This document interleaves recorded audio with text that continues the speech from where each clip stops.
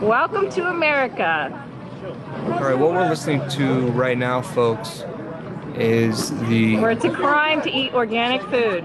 yeah, that's right. It's the video footage of the folks being arrested. If you could see this right now, do a quick YouTube search. These are armed What's agents. the charge of that? Some of them have police tags, or it seems they're Los Angeles police. And in fact, it was the Los Angeles Police, FDA, CDC, all involved with a joint task force to get rid of these absolutely evil Satanist raw milk providers. Sharon Palmer was the culprit, the terrorist, and she was guilty of the crime of falsely labeling cheese. I repeat, she falsely labeled cheese, and the world is a lot safer place. The SWAT style raid was conducted by a terrorist operation. I repeat, a terrorist operation where the cops, and that part's not a joke. It really was conducted by a terrorist operation where the cops immediately went after Rawsom's Cash, which is the name of this popular raw food provider. James, I mean, it's almost unbelievable to hear stories like this.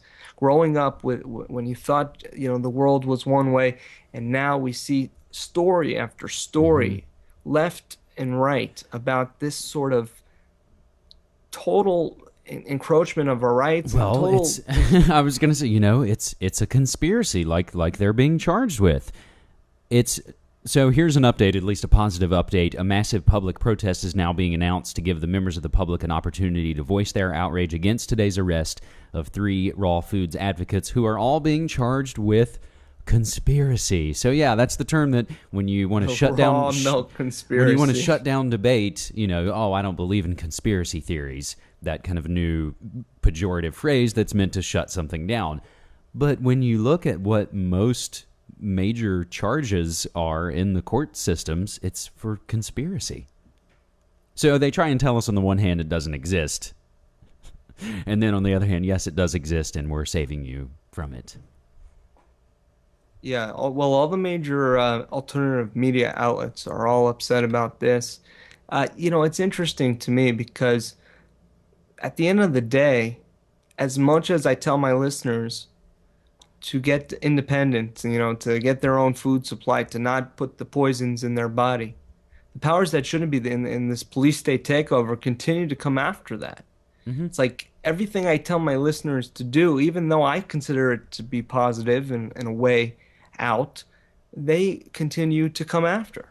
And when I And say they, I just mean bureaucracy in general, and the and boss just this, hogs. yeah. That's I don't know if I often use this or make this connection or analogy or whatever you want to call it, media reference, but in Soylent Green, and if this is appropriate too, since that's all about food.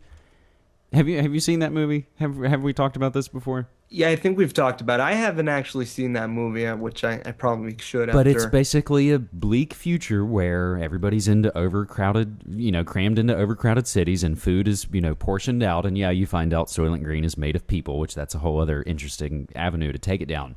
But Charlton Heston basically plays someone with a little bit of power. He works for the state and goes around and investigates, but he's able to throw his weight around and steal stuff from people's apartments when he's in there, and because everyone's out to get for them. That it's coming to that point where the only jobs will be some little sniveling snitch for the state, and you get to pull your belt buckle up and feel like you've got a little bit of power and you can throw it around the other plebes. So that's the TSA people now, groping and molesting us, and it's everybody getting their little tiny power trip by suckling at the teat of the police state. The teat for the raw milk. Ah, that was not intentional, but I there didn't think there so. it is. Well, it's in other news, it's National Breastfeeding Week. Is it really? Yeah, how ironic. See, and I'm surprised they don't, really launch some, anti-breastfeeding, since it's a natural thing, and everything that they seek to destroy are the things that are natural. Can you imagine a world where parents are taken away and their children taken away from them breastfeeding? Be on the lookout, folks. If you know of somebody breastfeeding their child, call us at 1-800-BIG-BROTHER. I mean, can you imagine? Well, in a way, we can, because we've kind of, we've seen the predictive programming or the warnings in media and film and television and all those things. So we can imagine it because we've seen those kind of stories. True. Wasn't it Mel Gibson that was in some older commercial about milk where the cops raid the house and the SWAT teams all bust in and they point all their guns, and Mel Gibson's at the fridge and turns around and he says, "Relax, fellas, it's just milk." Interesting. That's predictive programming. We'll have to look that up. I forget, because I think it was a commercial for sort of raw foods and milks. Huh. Very interesting. So Well, we've often discussed, and I guess hopefully, hoped and wished that Portland, Oregon, where I am, and in the Pacific Northwest, is hopefully well suited to weather whatever may be coming. Well, you guys are weird food-wise. up there, so you guys can handle it. we keep it weird. And that's easy to do when you see constant bizarre sex scandals coming out of Oregon. I don't know if you covered at all the David Wu story last week. No, tell us about that. I don't think we got a chance to get into that. This was Oregon representative announces resignation after sexual misconduct allegations. So from our own Oregonian, Representative David Wu, and that's W-U, announced his resignation from Congress moments after Oregon Senators Jeff Merkley and Ron Wyden called for his resignation. So basically, once the dudes in his party in Oregon said, "Dude, you got to go," he was done. The Democrat said in a statement that he would leave office after Congress resolves the debt ceiling crisis. The latest I saw on this is that, okay, they're like, we've resolved the crisis, which that's a whole other discussion, Bob. But that David Wu hasn't actually resigned yet. So now there's pressure growing on him where it's like, all right, man, you said you were going to resign the minute, the debt deal was passed. But basically, he's been accused of, sexual misconduct against like a family friend and a donor to his campaign, and their 18-year-old daughter apparently finally, dropped the dime on something that allegedly happened last year. Something that also happened last year was photos of this guy, David Wu, that came out in the local media of him dressed up in a tiger costume. Yeah, you got to see this. The picture is up at James' website. Which site is it on? It's on Media Monarchy.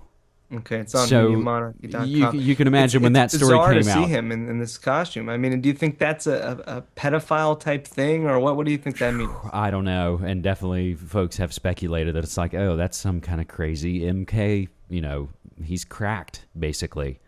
And a bunch of his staffers several months ago all quit, even after he ran a successful congressional campaign last fall and was elected. All of his staff immediately kind of quit and basically put out a statement saying this guy needs help, and we're his meds, and so it's just another kind of sad, embarrassing situation.